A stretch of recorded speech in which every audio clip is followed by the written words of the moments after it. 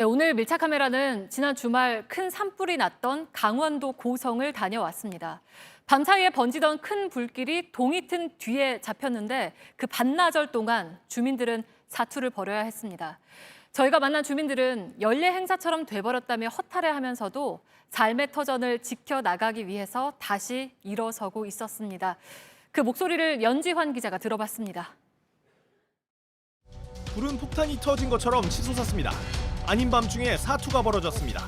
산림청 공중진화대가 출동했고 사방으로 튀는 불티를 몸으로 막았습니다. 바람에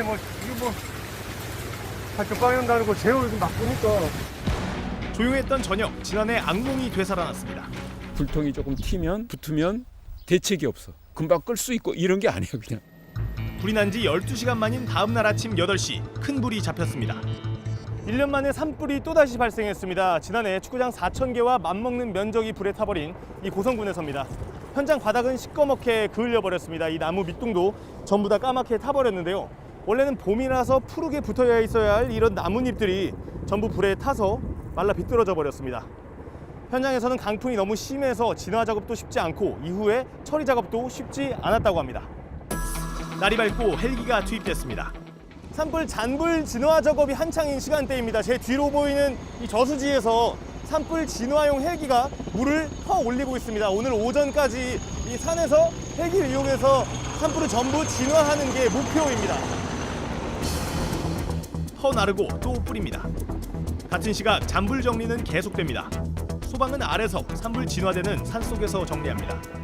또 다른 산자락입니다. 연기가 나는 것을 보고 주민이 신고를 해서 잔불 작업을 계속 진행하고 있는 건데요. 소방대원들과 산불 진화대가 나서서 이 묘지 뒤편에 있는 잔불을 모두 정리하고 있습니다. 땀이 흥건하고 얼굴은 많이 그을렸습니다. 아쉽죠? 많이 탔으니까. 진작 갔으면 좀 덜 탔겠죠. 바람도 워낙 강하고. 조사도 진행됩니다. 원인은 화목 보일러에서 나온 불길로 추정됩니다. 아직도 마음은 가라앉지 않습니다. 항상 걱정은 많이 하죠. 그래서 대신 이제 이런 대비 같은 거는 좀 많이 하게 되죠. 험한은 싫어도 매번 주민들을 찾았습니다.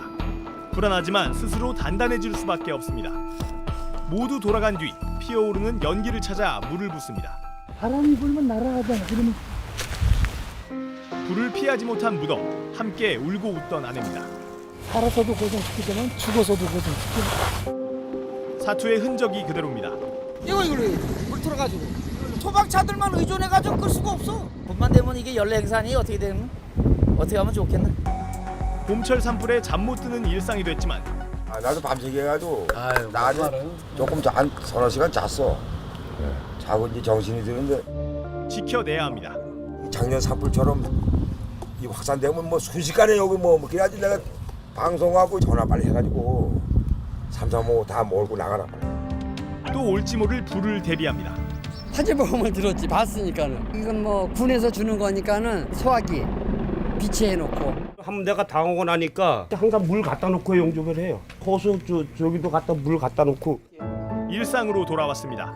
이제 수습해 나가야 합니다. 이거 싸고 해요. 다 뺏겨진 거 아들 우리 지금 이거 씌워잖아. 아침 내내 꼼짝도 못해서. 불이 꺼졌다고 끝이 아닙니다.